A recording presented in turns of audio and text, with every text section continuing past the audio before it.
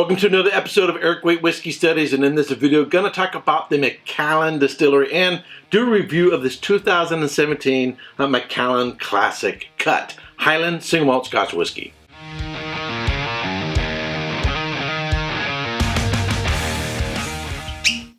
So this video is part of a series I'm doing as a study for the Council of Whiskey Masters for the Certified Whiskey Specialist. Part of the study is a study of profiles of distilleries. So got a list of distilleries I need to study. So in this video we're studying the Macallan Distillery. Now I typically buy whiskeys for particular purposes. I'm going to do a study of Highland Peated. I'm going to do a study of Islay. I'm going to do a study of Irish, whatever the category is.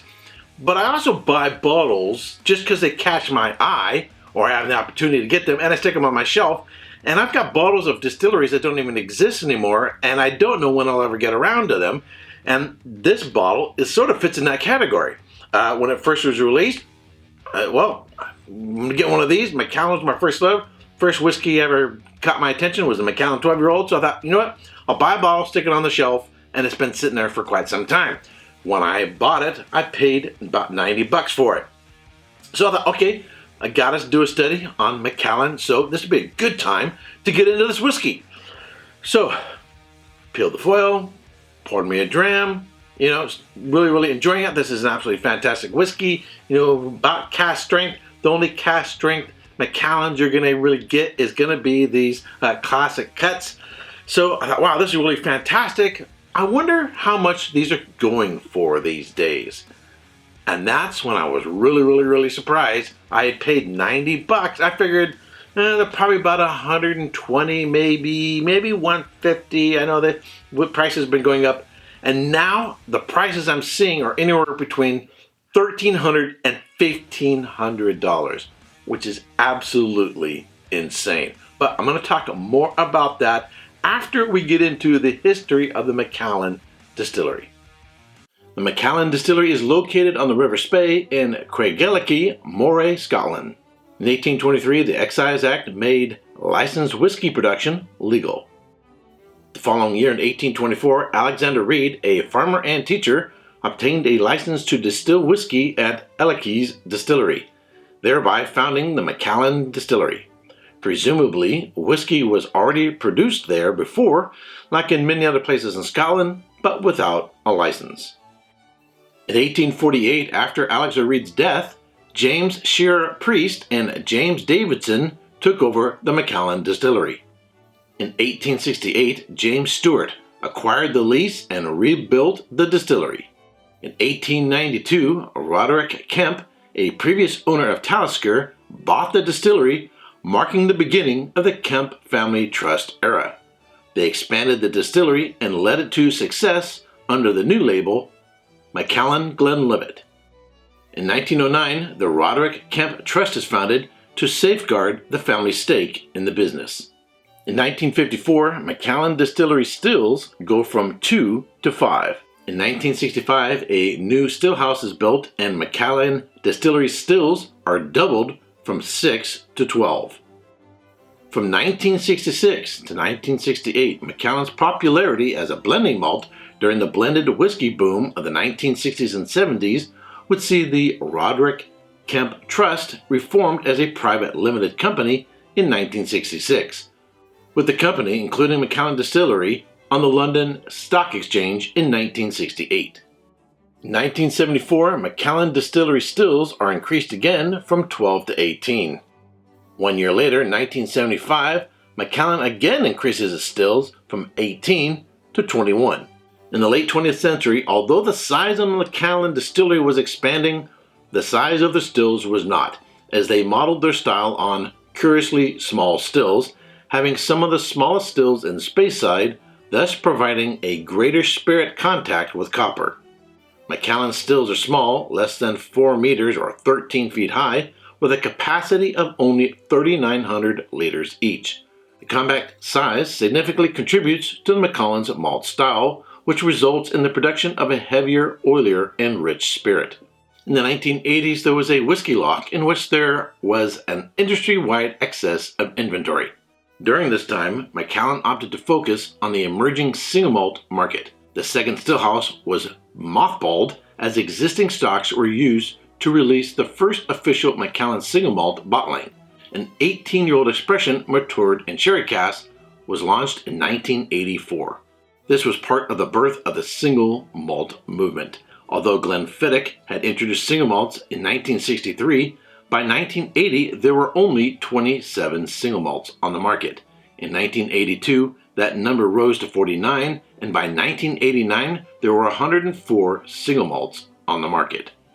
1986, Japanese brewery and distilling group Suntory purchased 25% of the Macallan stocks.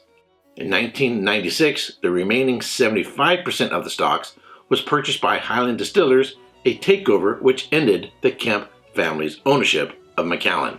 In 1998, Macallan restored its farm with the aim to grow Golden Promise barley, which, although providing preferred flavors, did not yield as much sugar for alcohol production as other strains of barley. Subsequently, for economic reasons, Macallan had to add other varieties of barley. 1999, Highland Distillers was taken over by the Edrington Group with 30% support from William Grant & Sons. Macallan is now integrated into the Robinson Trust, who owns the Edrington Group. In the year 2000, the first Macallan single cask is launched, named Exceptional One. In 2001, Macallan Distillery's Visitor Center is opened. They also accelerate the business model as the brand enters into the luxury market, as well as launching the Bespoke Cask program, focusing on the direct control of the availability and quality of sherry casks. In 2004, Macallan Fine Oak is introduced, a lighter style that introduces American oak bourbon casks into the maturation process. Previously, Macallan only used sherry casks. In 2009, a previously mothballed stillhouse was reopened in order to meet increasing demand. The Macallan 1824 series is introduced. In 2013, Macallan announces a £100 million building of a new distillery. The 1824 series is expanded with the M and the rare cask. In 2018, the new Macallan Distillery opened with 36 stills, 12 wash, and 24 spirit. The final cost was £140 million. The impact of this new distillery and all the media attention resulted in a huge demand for Macallan whiskey in the secondary market. In 2019, Macallan mothballed the original distillery. A new core range is launched, the Macallan Estate, which contains spirit made from barley grown on the 485-acre Easter Ellice's estate, which is distilled once per year over a week. The Macallan Classic Cut Highland Single Malt Scotch Whisky, 2017, the first in a new series of annual releases. It is bottled at 58.4% alcohol by volume. It originally sold for $89 and now sells for over $1,300. Really, really nice whiskey, but is it worth $1,300? Well, it all depends on who you are. I'm going to talk more about this in a live stream. Part of the series, I'm doing a review and a history of a whiskey, and then during the live stream, we have a little quiz based on information in the previous video, and then I get more into the particular distillery. So, is it worth $1,300? That all depends on what kind of a whiskey drinker or whiskey buyer you are. And I'm going to get more into that in the live stream. So, if you're watching this video, you definitely want to tune in or at least watch on a replay on the live stream. If you weren't taking notes when we're going over the history of the Macallan Distillery, you might want to watch this video again because we're going to have a 10-question quiz during the live stream.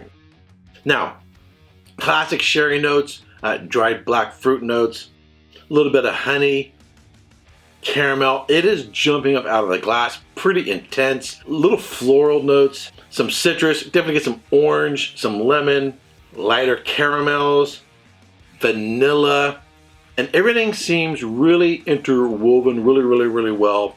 And just comes, it's, even though at this strength, it's not sort of smack me upside the face. It seems quite elegant, well balanced, and well interwoven. I really like that.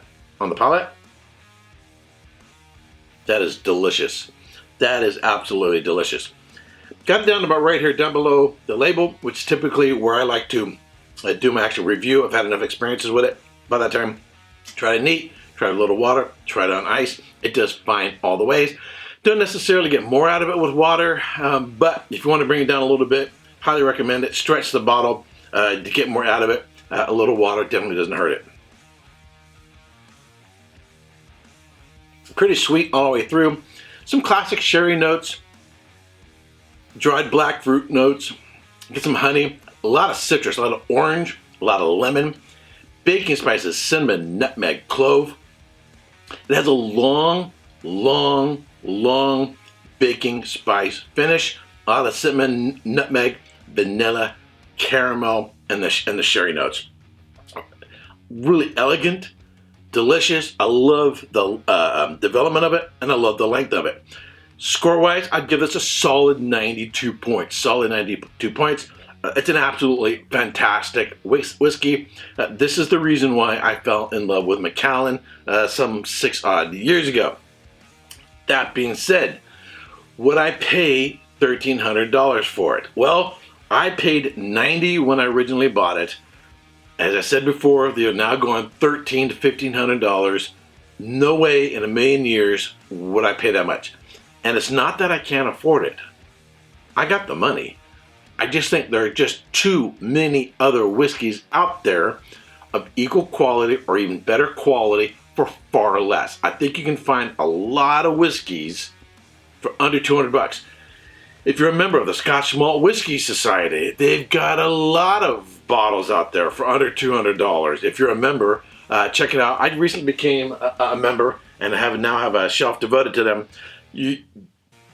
I would say probably at least half of the bottles available that you can get from them that are going to be, under $200 are easily going to blow this whiskey away, or at least be as good as it. So then, how in the heck are they, or at least the secondary market, getting those kind of prices for these whiskeys? Well, I'm going to talk about that in a live stream.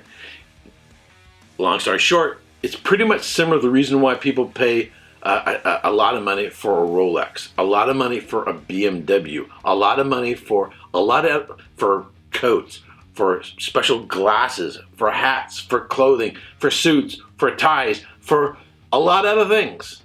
Jewelry, even though in terms of the cost of making it isn't that much, and in terms of functionality, they aren't any better than a lot of other products out there.